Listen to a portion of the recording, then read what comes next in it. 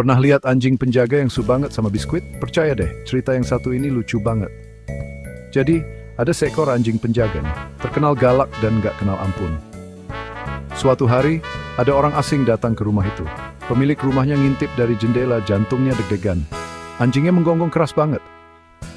Tunggu dulu. Ada yang aneh nih. Anjingnya nggak nyerang, malah nawarin biskuit? Iya, ternyata si anjing galak ini cuma butuh bantuan buat buka toples biskuitnya. Orang asing itu bantuin dan si anjing makan biskuitnya dengan gembira. Pesan moral dari cerita ini, jangan nilai anjing dari gonggongnya. Kadang-kadang anjing yang paling sangar pun punya sisi manis. Tetaplah berbuat baik semuanya.